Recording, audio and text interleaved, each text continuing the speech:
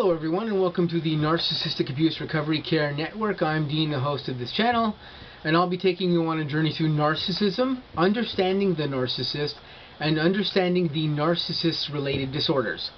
Today I'm going to be presenting to you episode 63, and this is part 2 of episode 63.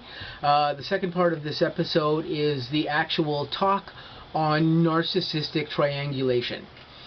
So let's talk about the topic of triangulation and how narcissists do this to gain and maintain control over you. Some of the first signs of triangulation when they're doing this with you. And let's just go into what triangulation is exactly. So you've been involved with a narcissist for a while here.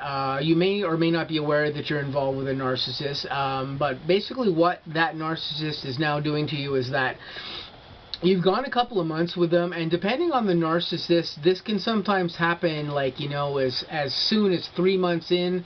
Sometimes it can take longer than that. It can take 6 months or even longer. But after you've been involved with a narcissist for a little while, certain things start to change.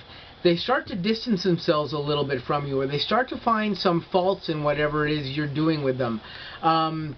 They may not be focusing on you as much or spending as much time with you, if they're personally spending time with you, or spending as much time with you maybe on social media or online, depending on what your relationship consists of. You may be having a relationship that's at a distance, or you may be having a relationship that's close up enough that you can see this person, or it can even be if you're actually involved in a living situation with this person. But generally, you'll start to see signs with the narcissist that something is wrong. They're not paying attention to you the same way. They're not focusing on you the same way. They don't want to spend time with you. Just things seem out of whack a little bit with this. These are usually the first signs that you'll actually see with a narcissist that something might be wrong.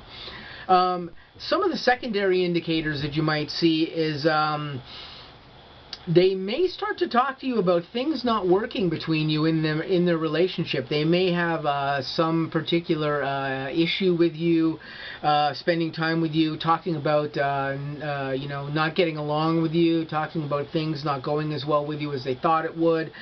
Just something there that is a little bit out of whack with you.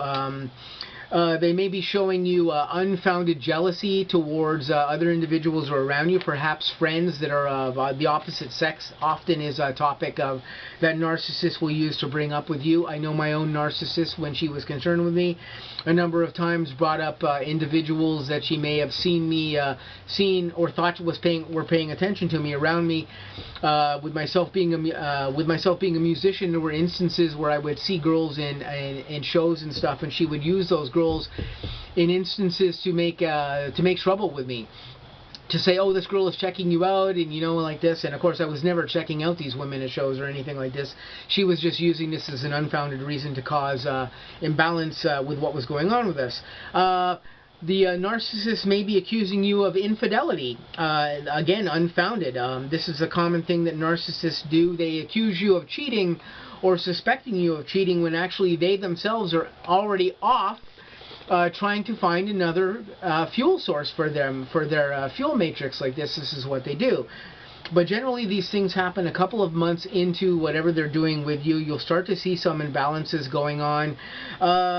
Just suspicious things that the narcissist does like this. What they're doing is they're looking for any excuse to cause an imbalance with you that they can use to get fuel off you, to either cause a fight with you, to extract fuel from you, to cause imbalance, to cause a reason for them to be able to separate further from you, to either work in other individuals, other appliances into the fuel matrix, or for whatever reason. But these are the things that you generally look for. This is what we refer to when we refer to triangulation. Now, another thing they can do is something that my narcissist did, and that I demonstrated in the part 1 of this episode 63, where my narcissist at one point had a conversation with me where she was talking to me about wanting to have an open relationship. Now, I never wanted an open relationship with this person at any particular time. I was quite content with her. This was a woman that I wanted in my life and who I had had feelings for a very long time, and I did not want to share her with anybody else in that way. I did not desire an open relationship, but this is what she was talking to me about. And this is what she wanted. Now, of course, she wanted this because she still wanted to be able to see me, but she wanted to be able to work in other appliances into her fuel matrix as well too, because of course this is what narcissists do. They're trying to work in other things here. So one of the things, like I said before, she did with me is that she discussed seeing other people. But at the same time, she discussed not wanting to give up seeing me in any way. She still wanted me in her life. She wanted to be able to see me anytime that she saw fit to do so. That was what she actually desired from me. And this is one of the things that narcissists will discuss with you. They'll create a triangulation situation between you and somebody else that they're dealing with, or another appliance that they're interested in, and they'll tell you that they want to have, even after they've been having a one-on-one relationship with you, they'll tell you that they want to have an open relationship with you, or perhaps the relationship that they were having with you was never a one-on-one thing at all in the first place. I know with me, with my narcissist, I thought my relationship was just me and her, only to find out that it was me and her and him and him and him and her and whoever else was involved in that. At the end, when I finally did all the investigation of her, I found that she was involved with multiple different people, probably at least a dozen different ones in the time that I was involved with her, on and off. So you're never just involved just with the narcissist, and this is what the narcissist does as far as triangulation. They are triangulating you and other people around them to be able to fill their fuel need up like this, and they will get this fuel from just about everybody around you that they can. And this is what they do to do that. They create a situation where you're locked in with them, or you seem like you're locked in with them, and you're in a one-on-one situation. Of course, if you don't have any agreement with them that they're seeing other people like this, and then they try to bring in other people from the outside and work them into the equation with you through the excuse of wanting to have an open relationship or something of this nature, or some type of arrangement like that that can be going on. So this is how the narcissist uses triangulation with you and them and whoever else they're involved with, and this is an example of triangulation in those forms. So this has been episode 63, part 2. I'm going to say to you guys, I hope you guys stay tuned. I've got some new N.A.R.C.N episodes coming up besides these ones that I've just done.